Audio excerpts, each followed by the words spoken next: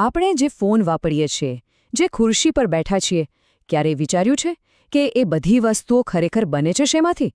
એની અંદરની દુનિયા ક્યાંથી આવે છે?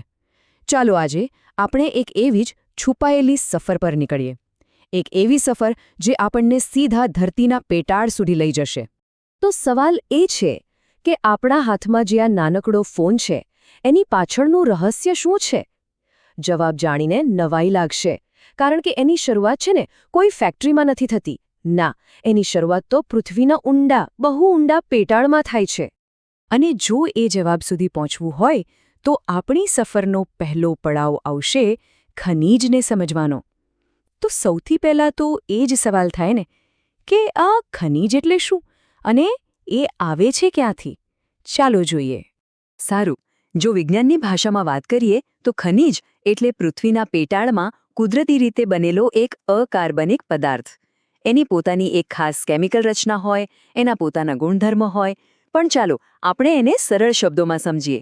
ખનીજ એટલે પ્રકૃતિનો ખજાનો. દાખલા તરીકે લોખંડ, તાંબુ, બોક્સાઇટ, અરે સોનું પણ. અને હા, આ ખજાનો બનવાની પ્રક્રિયા કોઈ 2-4 દિવસની નથી. આપણે અહીં વાત કરી રહ્યા છીએ લાખો, કરોડો વર્ષોની. જરા વિચારો, પૃથ્વીની અંદર કેવી અકલ્પનીય ગરમી હશે, કેટલું દબાણ હશે, અને એ બધાની વચ્ચે આ ખજાનો ધીમે ધીમે આકાર લે છે. એક રીત તો એકદમ જોરદાર છે. કલ્પના કરો કે એક જ્વાળામુખી ફાટે છે. એમાંથી નીકળતો ધગધગતો લાવા જ્યારે પૃથ્વીની સપાટી પર આવે અથવા તો જમીનની નીચે જ ઠંડો પડવા લાગે ત્યારે એક જાતનો ચમત્કાર થાય છે. એ લાવા ધીમે ધીમે ખનીજોમાં ફેરવાઈ જાય છે. ખબર છે, આપણી દુનિયા માટે જે સૌથી જરૂરી છે ને, લોખંડ અને તાંબુ, એ બંને ધાતુઓ આ જ આગમાંથી પેદા થાય છે. હવે બીજી રીત આનાથી સાવ અલગ છે. એ પૃથ્વીની સપાટીથી ખૂબ જ ઊંડે એકદમ શાંતિથી ચાલતી પ્રક્રિયા છે. સમુદ્રના તળિયે કે પછી જમીનની નીચે સદીઓથી જે કાંપ જમા થતો જાય છે, એના પર પૃથ્વીનું જબરદસ્ત દબાણ અને ગરમી આવે છે. અને એનાથી શું થાય? એ કાંપ ધીમે ધીમે ખનીજમાં ફેરવાઈ જાય છે. આ તો જાણે પ્રકૃતિની એક ધીમી પણ બહુ જ શક્તિશાળી કલાકારી છે. ચાલો, તો હવે ખનીજ બની તો ગયું, પણ એ હજી પણ ધરતીના પેટાળમાં જ દબાયેલું છે. તો હવે શું? હવે શરૂ થાય છે આપણી સફરનો બીજો તબક્કો, એમને બહાર કાઢવાનો. અને આ જે પડકારજનક કામ છે એને જ આપણે માઇનિંગ એટલે કે ખનન કહીએ છીએ. હવે જુઓ, માઇનિંગ કરવાની મુખ્યત્વે 2 રીત છે. બધો આધાર એના પર છે કે ખનીજ ક્યાં છે અને કેટલું ઊંડું છે. જો એ જમીનની સપાટીની નજીક જ હોય તો સિમ્પલ ઓપનકાસ્ટ માઇનિંગ કરાય, એટલે કે મોટા મોટા ખાડા ખોદીને એને બહાર કાઢી લેવાય. પણ જો એ ખજાનો બહુ ઊંડે છુપાયેલો હોય તો પછી અંડરગ્રાઉન્ડ માઇનિંગ કરવું પડે. એમાં લાંબી લાંબી સુરંગો બનાવીને છેક ત્યાં સુધી પહોંચવું પડે છે. અને આવું ખાલી દુનિયાના કોઈ બીજા ખૂણામાં નથી થતું. આપણા ભારતમાં પણ આ કામ મોટા પાયે ચાલે છે. જેમ કે ઓડિશામાંથી લોખંડ નીકળે છે, ઝારખંડમાંથી કોલસો અને આપણા ગુજરાતમાંથી પણ લિગ્નાઇટ જેવા ખનિજો કાઢવામાં આવે છે. આ બધું જ આપણી ઔદ્યોગિક જરૂરિયાતો પૂરી કરે છે. ઓકે, તો ખનીજ જમીનમાંથી બહાર તો આવી ગયું, પણ એ હજી સીધું વાપરવા જેવું નથી હોતું.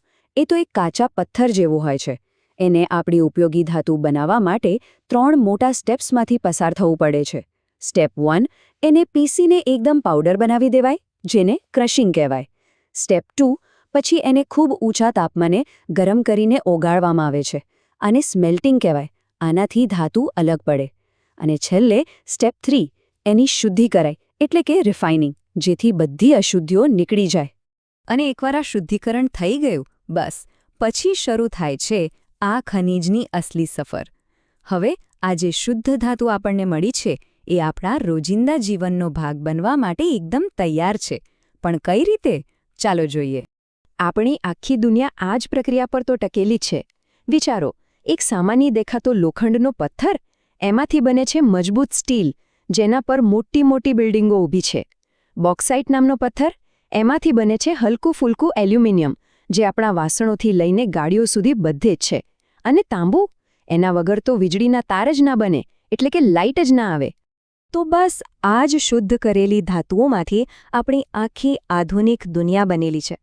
આપણે જે કાર ચલાવીએ છીએ, જે ઇમારતોમાં રહીએ છીએ, જે મશીનો વાપરીએ છીએ, અને હા, આપણે જે વાતથી શરૂઆત કરી હતી, આપણો મોબાઈલ ફોન પણ, આ બધું જ એ જ ખનિજોમાંથી બન્યું છે જેણે લાખો વર્ષની લાંબી સફર પૂરી કરી છે.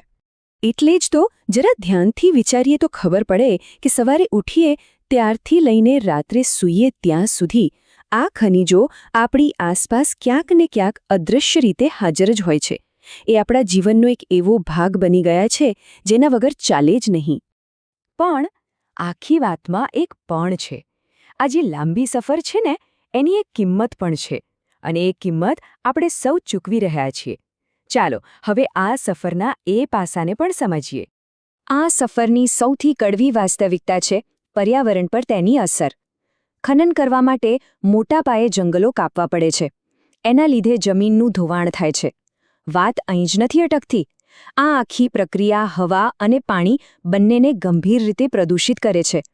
આ બધું આપણને એક બહુ જ ઊંડા વિચાર પર લાવીને મૂકી દે છે કે એક નાનકડો મોબાઈલ ફોન, એક કાર, એક બિલ્ડિંગ, આ બધાની પાછળ લાખો વર્ષ જૂની ખનિજની એક આખી સફર છુપાયેલી છે. આ ખાલી એક વાક્ય નથી, આ એક રિમાઇન્ડર છે કે આપણી આસપાસની દરેક વસ્તુ કેટલી અમૂલ્ય છે. એટલે સમજવાની વાત એ છે કે આ ખનિજો ખાલી કોઈ સાધન નથી. એ તો આપણી ધરતીનો વારસો છે. એક એવી ભેટ જેને બનતા લાખો વર્ષો લાગી ગયા. એટલે એનો સમજદારીપૂર્વક અને સંભાળીને ઉપયોગ કરવો એ કોઈ ઓપ્શન નથી, એ તો આપણી ફરજ છે. તો છેલ્લે સવાલ એ જ ઊભો રહે છે કે આપણે સૌ મળીને આ અમૂલ્ય વારસાનો જવાબદારીપૂર્વક ઉપયોગ કેવી રીતે કરી શકીએ, જેથી આવનારી પેઢીઓ પણ ધરતીના આ ખજાનાનો લાભ લઈ શકે. આ સવાલનો જવાબ આપણે સૌએ સાથે મળીને શોધવાનો છે.